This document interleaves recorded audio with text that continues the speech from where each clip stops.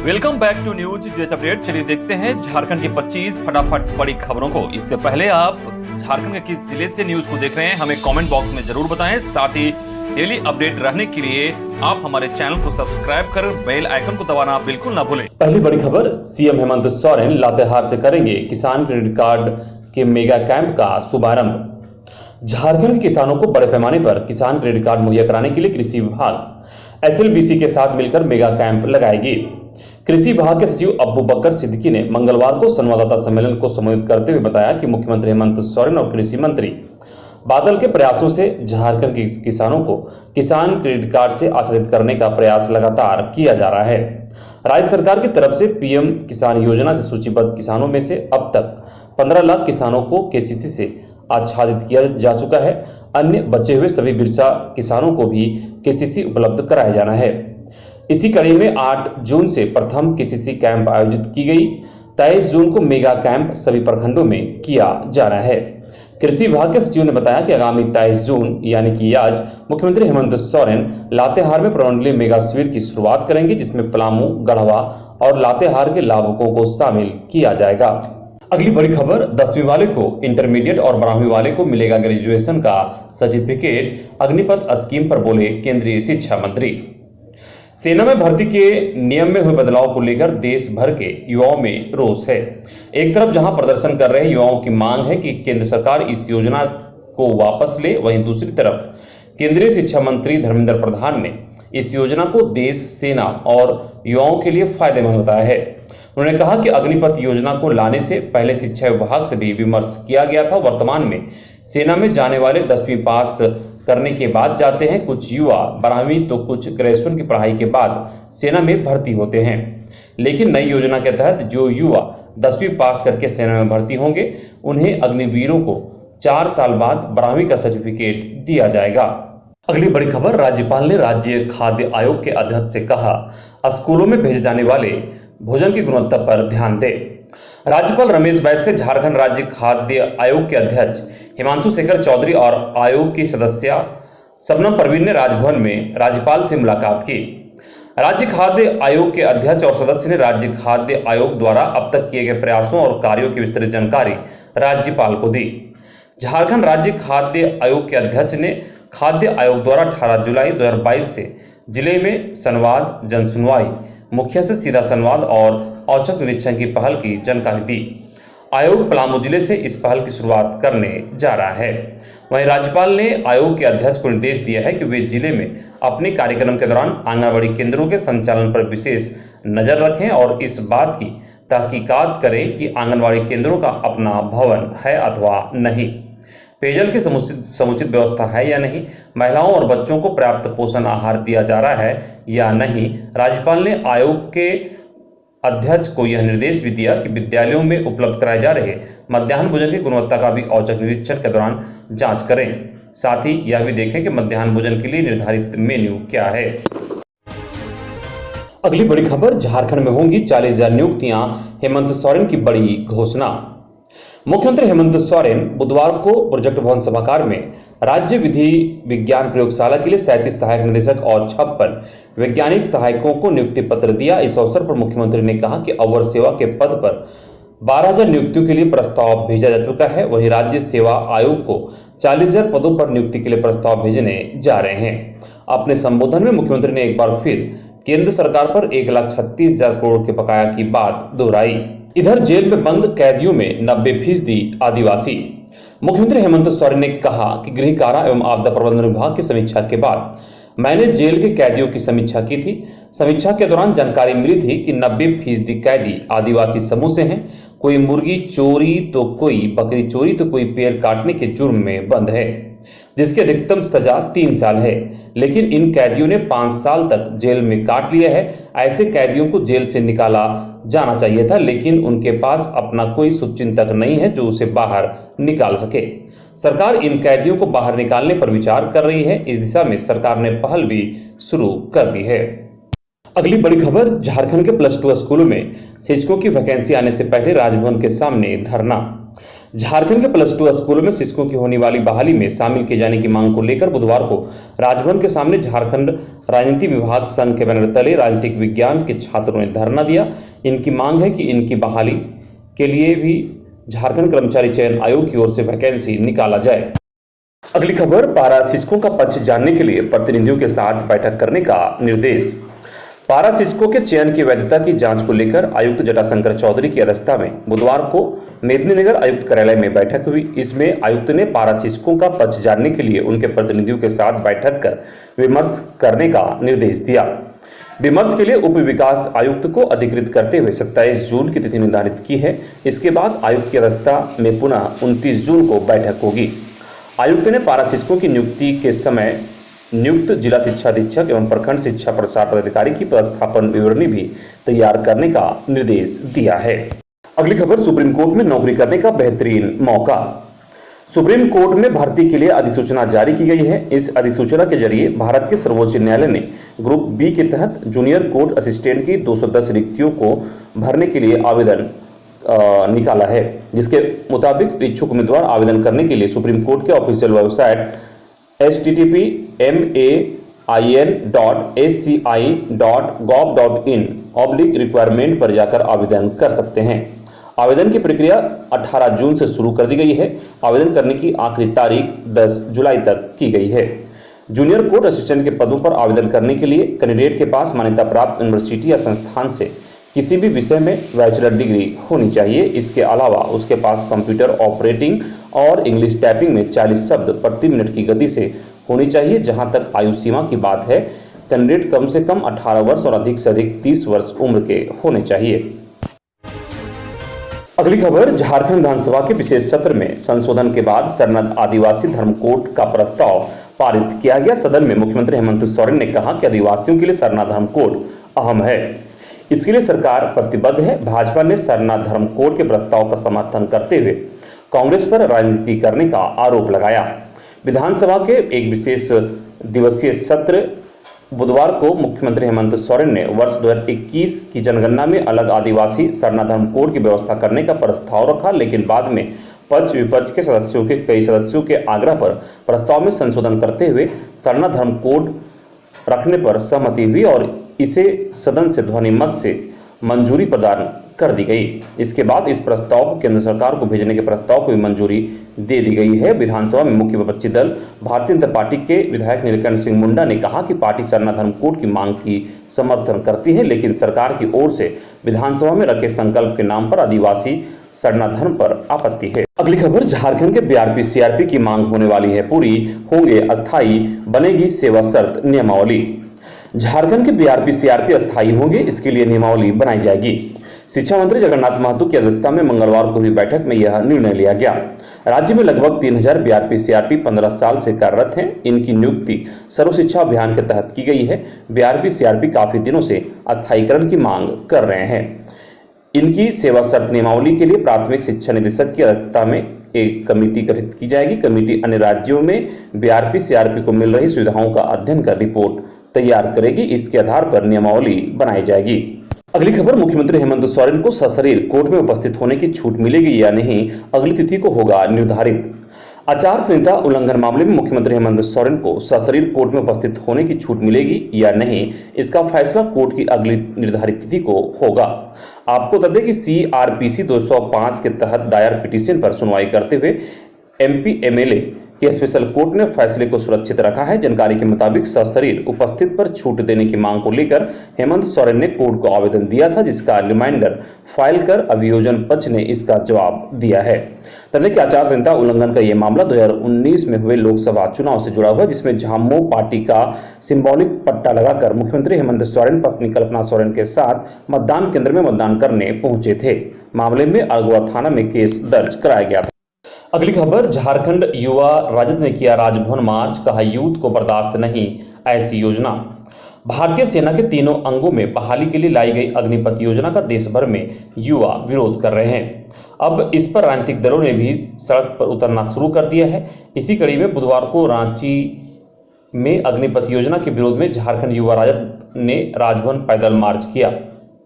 इस दौरान मोराबादी मैदान की बापू वाटिका से बड़ी संख्या में युवा राजद के कार्यकर्ता नेता झंडा बैनर लेकर सड़क पर निकले और नारेबाजी करते हुए राजभवन मार्च किया। पैदल मार्च में शामिल युवा राजद के प्रदेश अध्यक्ष रंजन यादव ने कहा कि आज देश का युवा आक्रोशित है। जिस तरह से सेना में भी अनुबंध की प्रथा शुरू की जा रही है, 4 साल के लिए ठेके पर भी बहाली की जा रही है, उससे न सिर्फ सेना में जाने वाले युवा जो भारत की माता की सेवा करना चाहते हैं उनका और उनके बच्चों का भविष्य खराब होगा, बल्कि सेना की गरिमा को भी नुकसान पहुंचेगा। अगली बड़ी खबर, सड़क सुरक्षा समिति की अध्यक्षता अब सांसद नहीं डीसी करेंगे। राजधानी सहित राज्य के सभी जिलों में अब जिला सड़क सुरक्षा समिति के अध्यक्ष सांसद नहीं बल्कि संबंधित जिला के डीसी होंगे। जिले के संबंधित लोकसभा सांसद, राज्यसभा सांसद और विधायक इस समिति के सदस्य होंगे। इस संबंध में जिला परिवहन झारखंड की ओर से अधिसूचना जारी कर दी गई है। इसके तहत डीटीओ, एसपी सहित कुल 13 सदस्य समिति में होंगे। दरअसल देश में सड़क हादसों की बढ़ती संख्या और इसमें होने वाले जान माल की हानि को रोकने के लिए हर जिले में एक जैसी सड़क सुरक्षा समिति बनाई जानी है। यह आदेश सुप्रीम कोर्ट की रोड सेफ्टी कमेटी ने देश के सभी राज्यों को जारी किया है, जिसमें कहा गया है कि सड़क हादसों को रोकने के लिए अलग अलग राज्यों में अलग अलग सड़क सुरक्षा समितियां बनी हैं जो अलग तरह से काम करती है। इन्हें एक रूपता देने और सड़क हादसों को रोकने को लेकर सख्त कदम उठाए जाने हैं। इसलिए देश के हर जिले में एक जैसी सड़क सुरक्षा समिति जरूरी है, ताकि यह समिति न सिर्फ सड़क हादसों की समीक्षा करे बल्कि उन्हें रोकने के लिए भी जरूरी कदम उठाने के साथ राज्य और केंद्र को अवगत कराएं। अगली खबर, मांडर उपचुनाव को लेकर पोलिंग पार्टियां पहुंची वोटिंग। मांडर विधानसभा उपचुनाव की वोटिंग आज होनी है, जिसको लेकर बुधवार को पोलिंग पार्टियों को डिस्पैच किया गया। डिस्पैच से पहले रांची डीसी छवि रंजन और एसएसपी सुरेंद्र कुमार झा ने मतदान कर्मियों को ब्रीफिंग की। ब्रीफिंग के दौरान मतदान संबंधित पूरी जानकारी दी गई। मतदान कर्मियों को कहा गया कि बुधवार को ईवीएम मशीन को चालू नहीं करना है। गुरुवार को मॉक पोलिंग के दौरान ही ईवीएम मशीन को चालू करेंगे।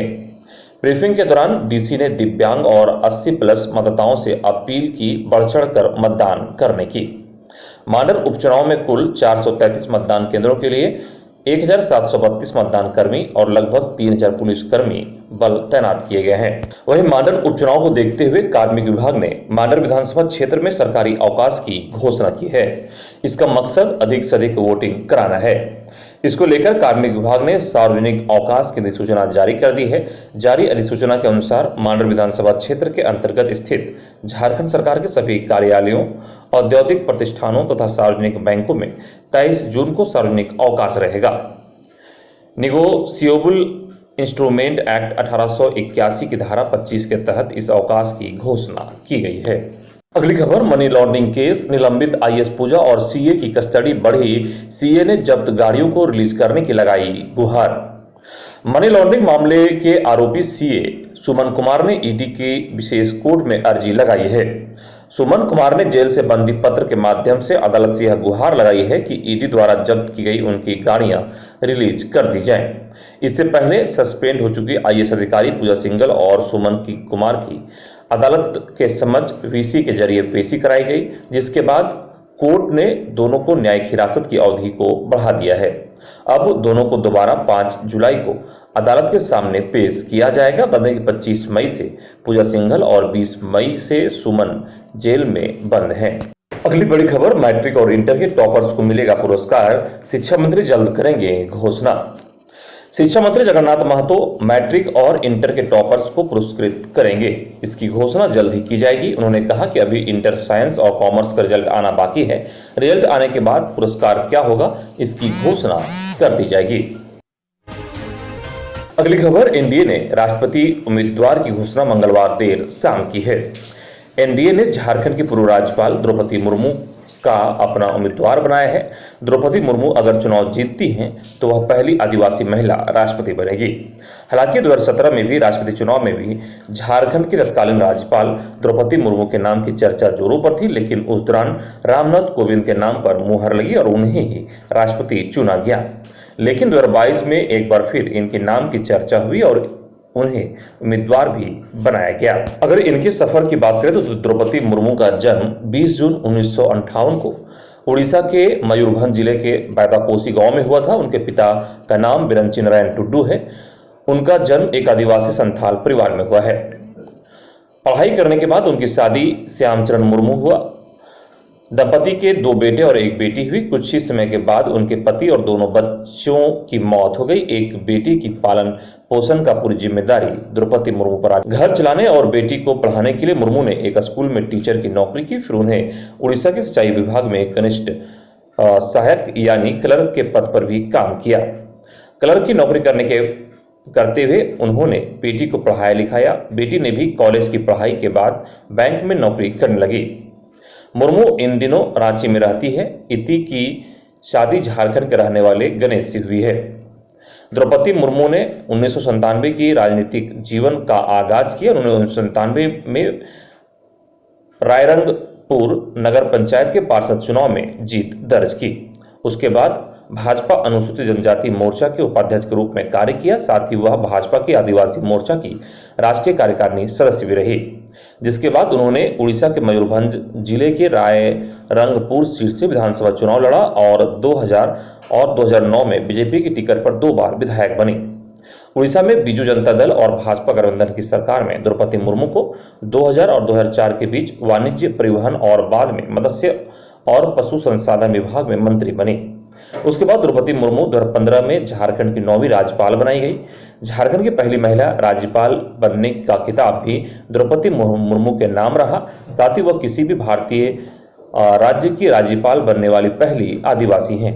अगर द्रौपदी मुर्मू देश की राष्ट्रपति बनती हैं तो वह उड़ीसा से देश की राष्ट्रपति बनने वाली दूसरी शख्स होंगी। बता कि द्रौपदी मुर्मू से पहले उड़ीसा से वीवी गिरी देश के राष्ट्रपति रह चुके हैं। अगली खबर, आजसू ने मनाया संकल्प दिवस, बोले सुदेश राज्य के गौरवशाली इतिहास को रखेंगे जिंदा। आजसू के संकल्प दिवस पर पार्टी सुप्रीमो सुदेश कुमार महतो ने नेताओं, कार्यकर्ताओं और समर्थकों को जोहार और नमन किया। उन्होंने कहा कि गुमान और गर्व से भरे इस दिन पर हम सभी संकल्प लें कि झारखंड के अरमानों, आकांक्षाओं को संजोने व साकार करने में संघर्ष पथ पर अथक अडिग बढ़ते रहेंगे। सुदेश महतो ने कहा कि आजसू का झारखंड आंदोलन को खड़ा करने एवं परिणाम देने तक का एक लंबा एवं गौरवशाली इतिहास रहा है। इसे हम जिंदा रखेंगे।